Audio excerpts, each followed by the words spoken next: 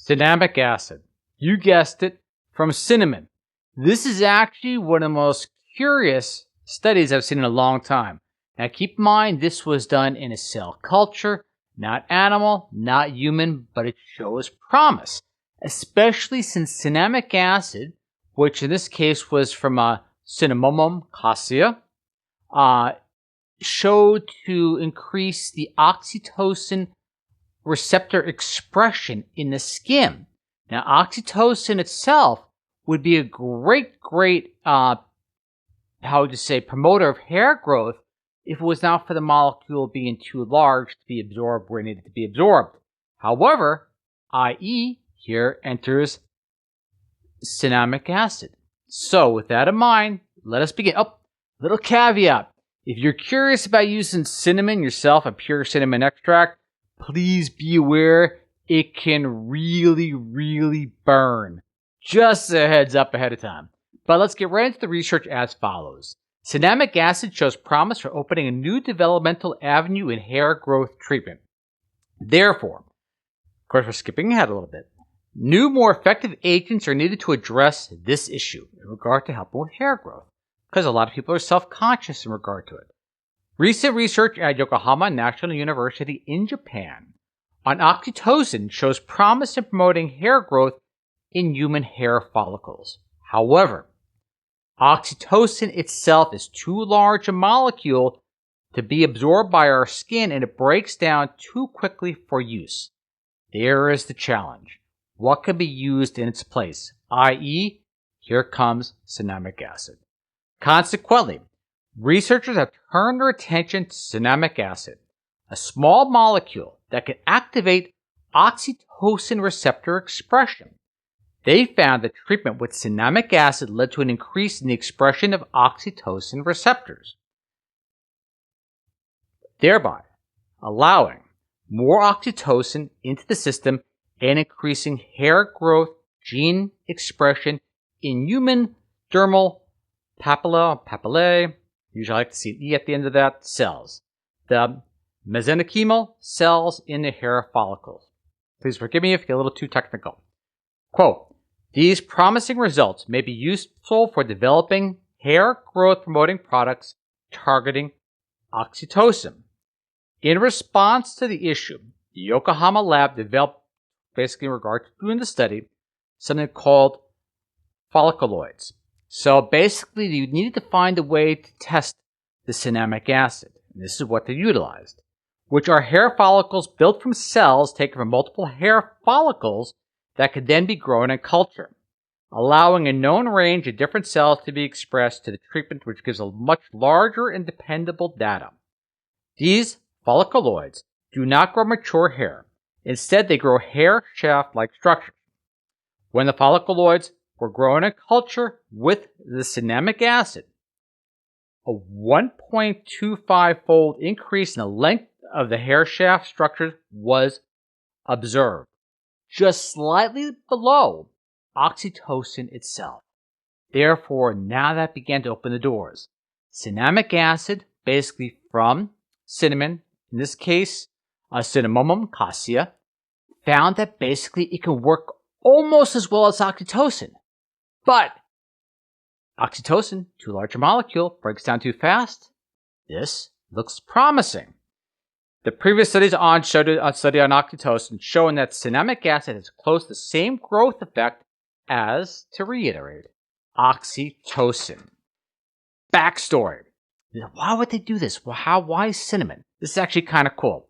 Cinnamomum, yes, cinnamomum, cassia is a Chinese herb and flavoring agent with diverse biological activities, which exhibits an analgesic effect on colds and shoulder, back, and joint pain. Additionally, it has been used as a cosmetic ingredient, as the study determined that cinnamomum cassia extract has anti-aging effects on human dermal fibroblasts.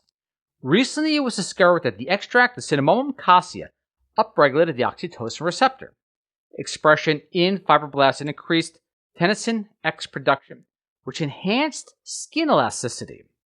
Drawing inspiration from the recent study, we hypothesized, quoting, that certain components of the cinnamomum cassia could potentially activate the oxytocin signaling pathway, there I know, in the epidermal papillae cells and thereby stimulate hair growth.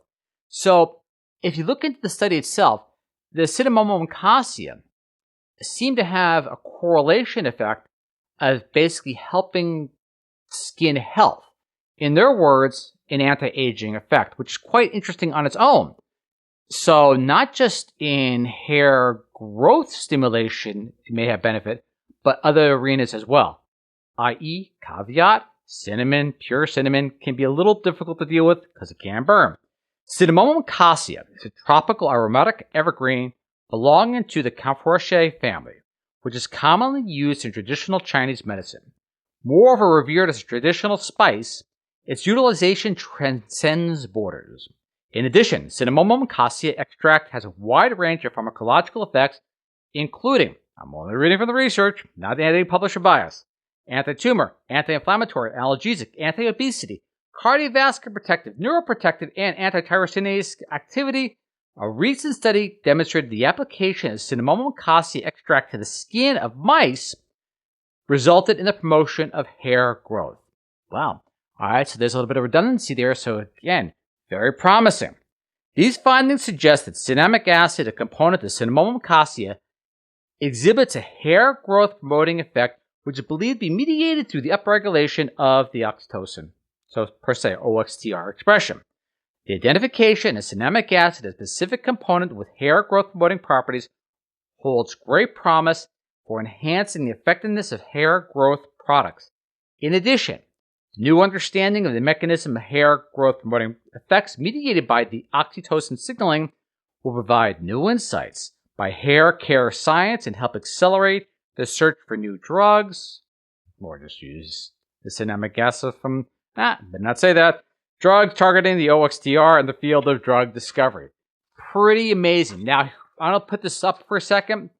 Now, keep in mind, you're dealing with the cell culture, the folliculoids, so you're not going to get necessarily a straight correlation of anything as far as with human use, but it was dose dependent, meaning the more they use, the better the effect. You can see it there, but it's not going to have much meaning, but at least gives you a benchmark in which to work with. So that is pretty cool. So if you look at the benefits of cinnamon, which is really quite amazing, it appears to yield more than just a spice for food, some really phenomenal, how would you say, age-defying effects without making any medical claims. But more so than anything else, when applied to the folliculoids, or in this case the culture they utilized, it seemed to have almost, at least in petri dish or culture, the same incredible effects as oxytocin itself, just slightly below the bar, 1.25 as opposed to 1.3. So if you're looking for basically additional hair stimulating products, as we covered also too last week as well, Xiaogulan, it looks like the doors are wide open for a whole new horizon of discovery in regard to stimulating the body's own ability to reinitiate hair growth. Again, gratitude to the researchers, pretty phenomenal. And if you read the whole research itself, they really are looking to help people. They'll go from the beginning of the introduction all the way through. And again, I am humble you watch and look forward to seeing what you and I share next week. Catch you all next time. See you then. Bye.